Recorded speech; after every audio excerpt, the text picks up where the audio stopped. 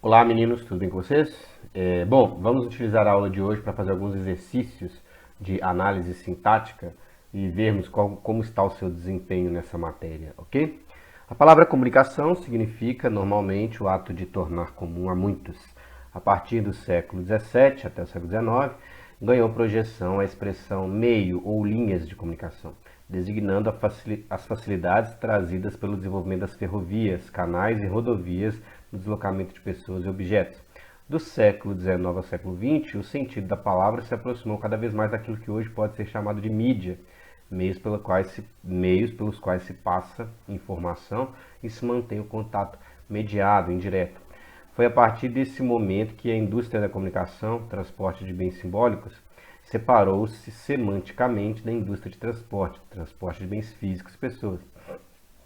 É importante ressaltar que o termo comunicação carrega no mundo moderno as marcas da sua ambiguidade original, tornar comum a muitos, partilhar, trocar. Nesse sentido, quando se fala em comunicação face a face ou interativa, pode-se dizer que se trata de troca e partilha.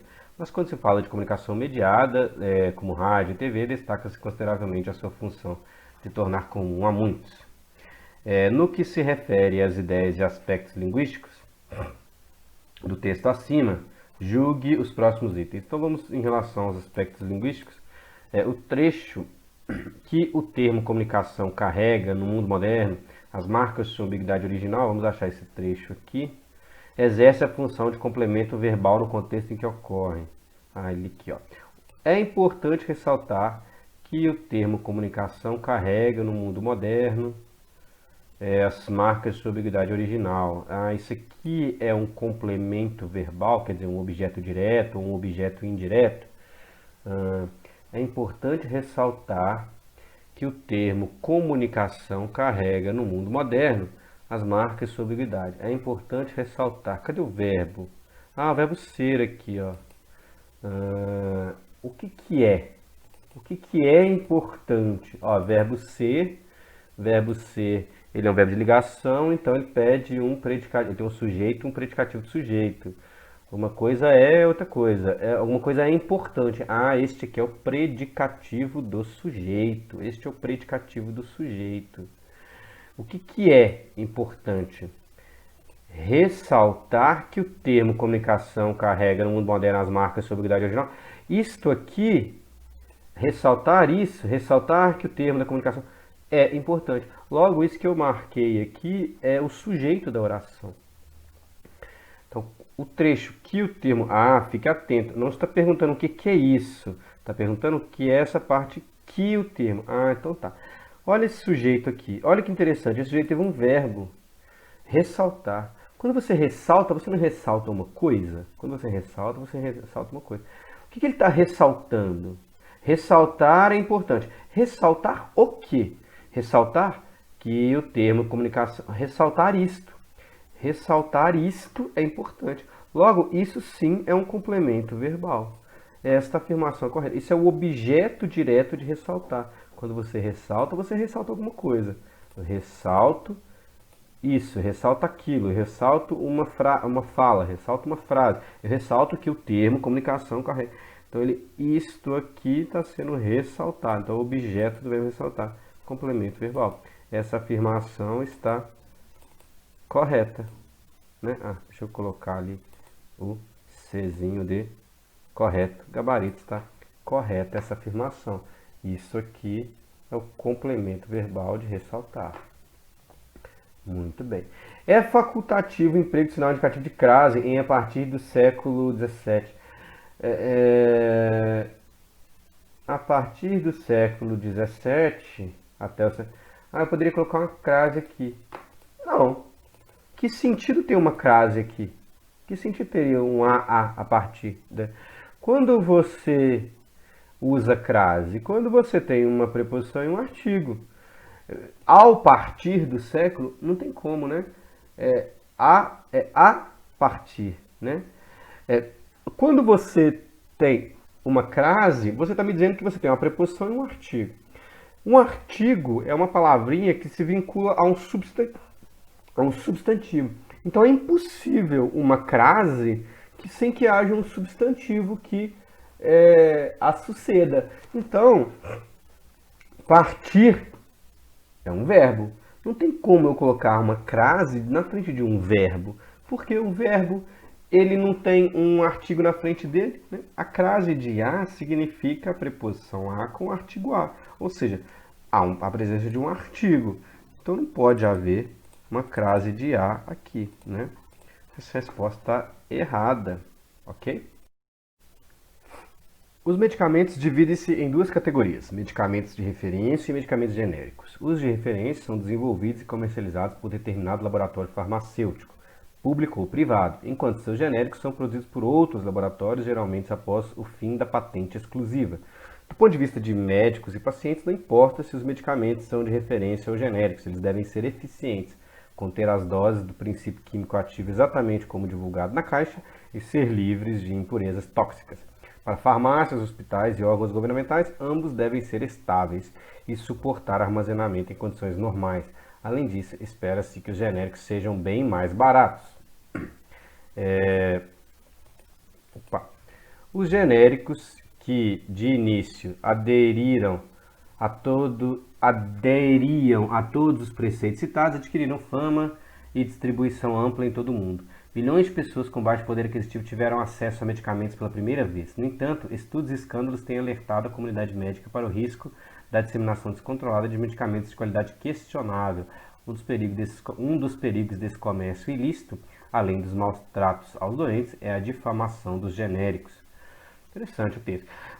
A oração que os genéricos sejam bem mais baratos funciona como complemento da forma verbal espera-se, na qual o sujeito é indeterminado pela partícula se. Bom, está falando do complemento do verbo, então tem um verbo ali que tem um complemento, esse verbo tem o sujeito indeterminado, que tem a partícula se. Lembra que a gente estudou isso? Quando a gente coloca a partícula se num verbo, eu já sei que esse verbo tem o sujeito indeterminado. Bom, em tese a gente não precisa nem voltar lá para ler, só a análise aqui já do verbo esperar com a partícula se já nos traz a resposta da questão. Mas vamos voltar para a gente não correr nenhum risco de cair numa pegadinha, por exemplo, né? Um detalhezinho que a gente esteja perdendo. Que os genéricos sejam bem mais baratos, né? Então espera-se que, aqui ó, além disso, espera-se que os genéricos sejam bem mais baratos. Além disso, espera-se que, quem espera alguma coisa. Então, mas tem o se, então isso aqui seria realmente um complemento do verbo, né? Eu espero alguma coisa. Não, mas espera aí, a gente tem que ficar atento. Tem um se aqui que bagunça a história toda. Porque a gente coloca o se num verbo, a gente gera uma oração com sujeito indeterminado, né? Então oração, verbo é mesmo, ó, tem aqui o verbo esperar com a partícula se, então o sujeito dele é indeterminado. Espera-se, quem espera? Qualquer pessoa. Que os genéricos sejam bem baratos. Então esse aqui é o objeto direto, certo? Não, errado. Você vai ter que lembrar-se de que quando o verbo ao qual a gente coloca uma partícula se é um verbo transitivo direto, não gera-se uma oração com sujeito indeterminado. Só temos uma oração com sujeito indeterminado com a partícula se quando o verbo ao qual nós aderimos a partícula se é um verbo intransitivo ou um verbo transitivo indireto. Quando o verbo é transitivo direto, criamos, em vez de uma oração com sujeito indeterminado, nós criamos uma oração na voz passiva. Isso é decorar mesmo. Então, verbo transitivo direto com a partícula se, oração na voz passiva. Que significa que os genéricos sejam bem mais baratos é o sujeito desta oração. O sujeito, este aqui não é uma oração com sujeito indeterminado. Essa oração tem um sujeito determinado. Qual é? Esse que os genéricos sejam bem mais baratos. Isso é o sujeito desta oração, tá? Porque isso aqui é um verbo transitivo direto com a partícula se. Aqui há uma oração na voz passiva. Ok? É como a gente poderia, isso aqui é uma voz passiva sintética, a gente poderia transpor para uma voz passiva analítica e ficaria assim, né? Que os genéricos sejam bem mais baratos é esperado, Então seria uma voz passiva analítica. Que os genéricos sejam bem mais baratos é esperado. Ok? Bom, então cuidado com essa pegadinha. Essa partícula aqui não é um índice de indeterminação do sujeito. Não é um índice de indeterminação de um sujeito. Ela é uma partícula apassivadora. O si tem diferentes funções. Ele pode ser partícula apassivadora, ele pode ser índice de indeterminação do sujeito. E ele pode ser outras coisas também, mas as duas que nos interessam aqui são essas. Então, atenção. Neste caso, quando o verbo é transitivo direto, ela não é índice de indeterminação do sujeito, ela é partícula apassivadora, ok? Então, essa afirmação aqui dessa questão, ela está errada. Será que eu coloquei o gabarito aqui do outro lado? Acho que sim. Então, essa aqui está errada. Cadê? Como é que eu coloco? Pronto, tá lá, erradinha, muito bem. Vamos para uma tirinha, mais fácil. Quer dizer, mais fácil não, pode ser mais difícil, mas a leitura é mais rápida. Em terra de barata, quem tem chinelo é rei.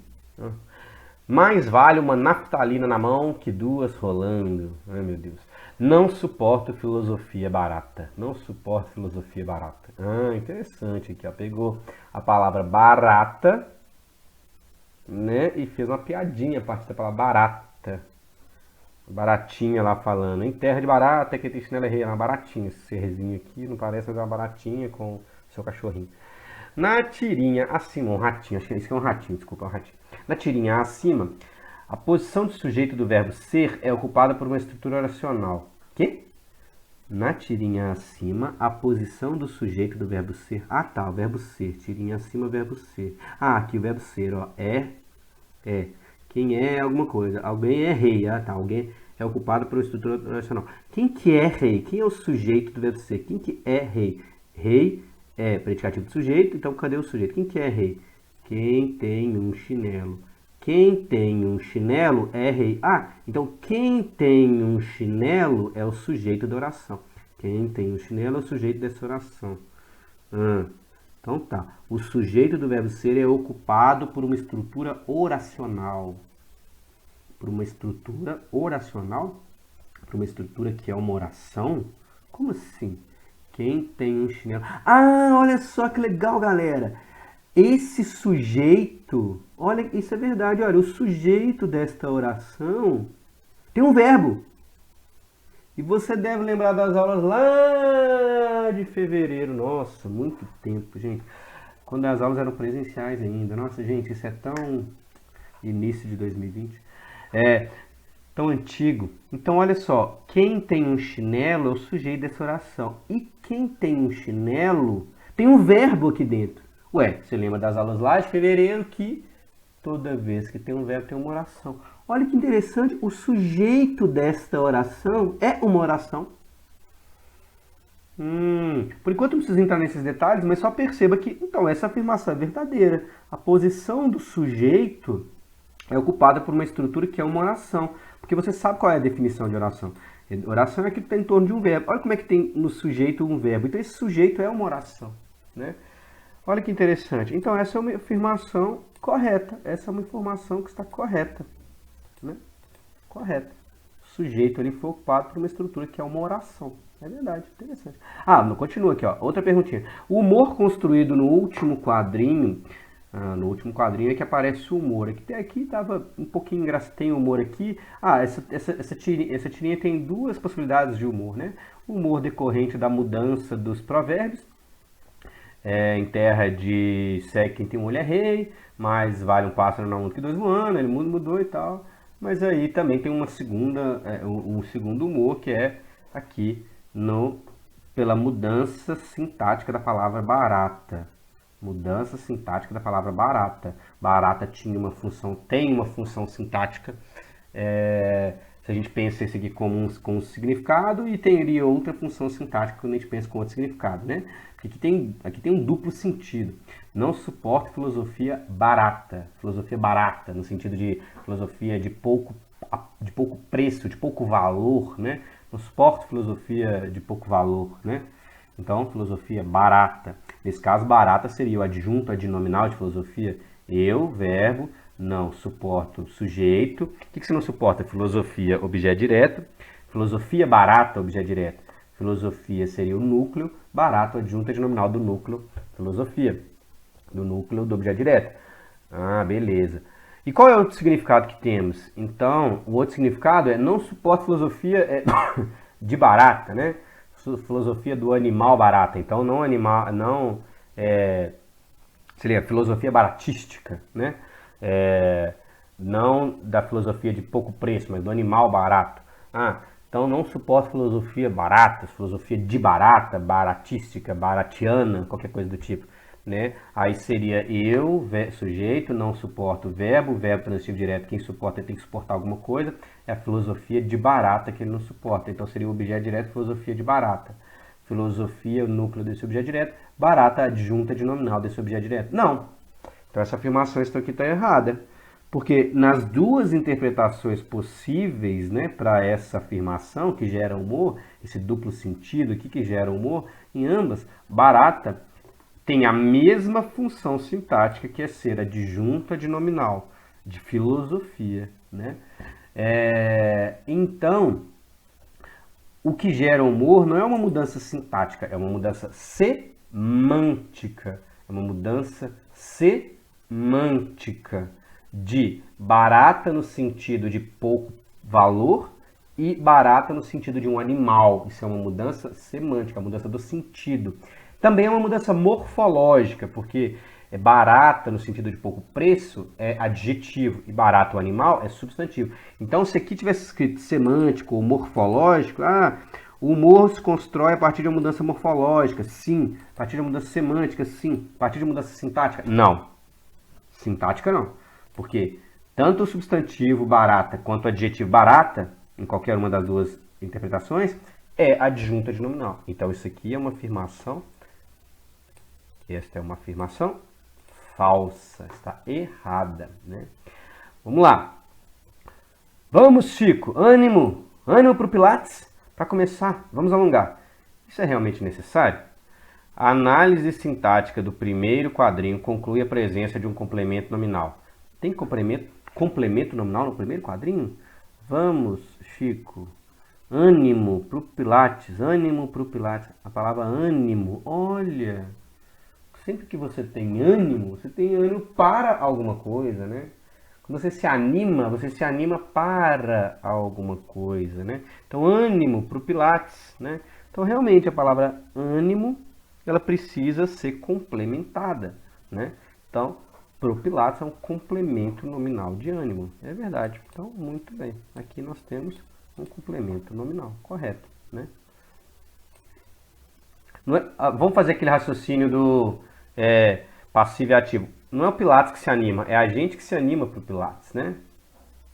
Bom, no segundo quadrinho, o verbo alongar classifica-se como verbo intransitivo, o que pode ser, aqui está errado, o que pode ser atestado pela ausência de complemento verbal. Para começar, vamos alongar. Ah, é um verbo intransitivo, não tem complemento para ele, né? Eu acho que não. Sabe por quê? Quando a gente alonga alguma coisa. Quando você alonga, você está alongando alguma coisa. Na verdade, ela só não falou o objeto direto. Mas o verbo alongar é um verbo transitivo direto. Quando você alonga alguma coisa. Ela deixou implícito esse objeto direto. Pela ausência de complemento verbal. A ausência do complemento verbal, ele não está totalmente ausente. Ele não está escrito, mas ele está ali. Pela imagem, a gente descobre qual é o complemento verbal. Qual que é o complemento verbal? Alongar os músculos, alongar os braços, alongar o corpo, né? Ok? Não, então isso é uma afirmação errada, né? Vamos ver o gabarito aqui, uma afirmação errada. Muito bem. No terceiro quadrinho, necessário é o sujeito da oração que tem predicado nominal. Isso é realmente necessário? É o sujeito da oração que tem predicado nominal.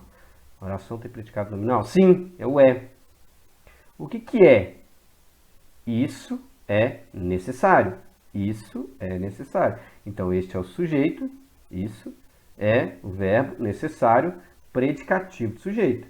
Verbo é sujeito, predicativo de sujeito. Isso é necessário. Então, no terceiro quadrinho, necessário é o sujeito da oração que tem predicado nominal. Necessário é o sujeito da oração que tem predicado nominal. Não. Necessário é o predicativo do sujeito. Embora aqui esteja correto, necessário é o predicativo do sujeito e não o sujeito da oração. Ok? Então, muito bem. E aí mais uma tirinha, né? A parte que sobra da digestão chama-se bolo fecal. Nossa, que horrível. Tio Odair é cheio das graças. Querem ver o bolo que eu fiz? Não? Nossa, que horror. Nossa, que tirinha horrível, galera. Pelo amor de Deus. Tá bom, vamos lá, vamos analisar. Na tirinha, das graças e que eu fiz exerce a mesma função sintática. Das graças. Tio Odair é cheio das graças. Tio Odair, sujeito, é o verbo. Tio Odair, sujeito, é o verbo. Ele é cheio das graças. Cheio das graças, predicativo de sujeito, né? Núcleo do predicativo de cheio. Núcleo é cheio. Cheio das graças é o que em relação a cheio? Complemento nominal. A palavra cheio, ela precisa ser complementada. Quando você está cheio de alguma coisa. Além disso, cheio é um adjetivo, né? Cheio é um adjetivo. Então, já estou sabendo de cara que das graças é complemento nominal. Querem ver o bolo que eu fiz? Vocês querem ver? Então, vocês é o sujeito, querem ver o verbo. Ver o que? O bolo que eu fiz. O bolo que eu fiz é objeto direto de ver. Quando você vê alguma coisa. Ver. Querem ver o bolo que eu fiz? Bolo é o núcleo desse objeto direto. Então, o é a adjunta de nominal. O bolo. Vocês querem ver o bolo que eu fiz? Que eu fiz especifica qual bolo que eu estou vendo. A palavra bolo não precisa ser complementado. Além disso, a palavra bolo é um substantivo concreto. Então, não tem complemento nominal. A palavra bolo tem adjunta de nominal, né? Se a palavra bolo tem adjunta de nominal, então nós temos aqui que na tirinha das graças e que eu fiz exerce a mesma função sintática? Não, das graças, complemento nominal de cheio, que eu fiz adjunta de nominal de bolo. Essa é uma afirmação errada, né? Muito bem, vamos lá, para terminar. Trouxe o coração do dragão como prova de amor. Coração de dragão tem 3 cavidades e não 4. Esse é de boi. Nossa, não consegui enganar a princesa. Não colou. É duro enganar a princesa nerd. A princesa sabia, entendia de dragões, sabe que coração de dragão tem 3 cavidades e esse só tem 4. Tá vendo a importância de vocês estudarem para não serem enganados? Para a construção do humor da tirinha, foi necessário o uso de uma adjunta de nominal. O que demonstra que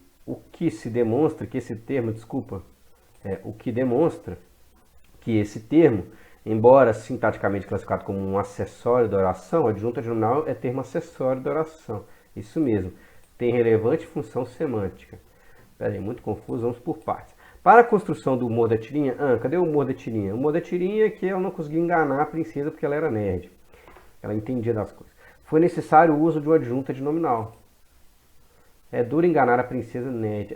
Olha só, nerd é adjunta de nominal de princesa. Princesa nerd, princesa bonita, princesa feia, princesa interessante. Então, é um adjetivo de princesa, um adjunto adnominal de princesa, né? Muito bem. Então, para construir o humor foi necessário o adjunto de nominal. Foi, porque se fosse, não teria nenhuma graça a tirinha se fosse. Não colou, é duro enganar a princesa. É duro enganar a princesa? Não. Quando a gente descobre que a princesa é nerd, que aí tudo faz sentido, né? Então, a princesa é nerd. Bom, então o adjunto de nominal que criou o humor. O que demonstra que esse termo, embora sintaticamente classificado como acessório da oração, adjunta de nominal é um termo acessório da oração. A gente poderia sintaticamente colocar um ponto final aqui e do ponto de vista sintático estava tudo bem. A oração continua existindo. É duro enganar a princesa. Essa oração existe, é duro enganar a princesa. Ponto, então é um termo acessório da oração. Embora sintaticamente classificado como acessório da oração, tem relevante função semântica. Isso é verdade. Mesmo o adjunto de nominal sendo um termo acessório da oração, ele é dispensável do ponto de vista sintático, do ponto de vista semântico, ele não é dispensável mesmo. Inclusive, na sua redação do Enem, quanto mais adjuntos adnominais você for aderindo aos substantivos que você utilizar, mais você está mostrando qual é a sua opinião, qual é o seu posicionamento, mais você está elucidando o assunto sobre o qual você está tratando. Então, é extremamente importante do ponto de vista semântico a presença de adjuntos adnominais. Então, esta aqui é uma afirmação que é correta. Muito bem.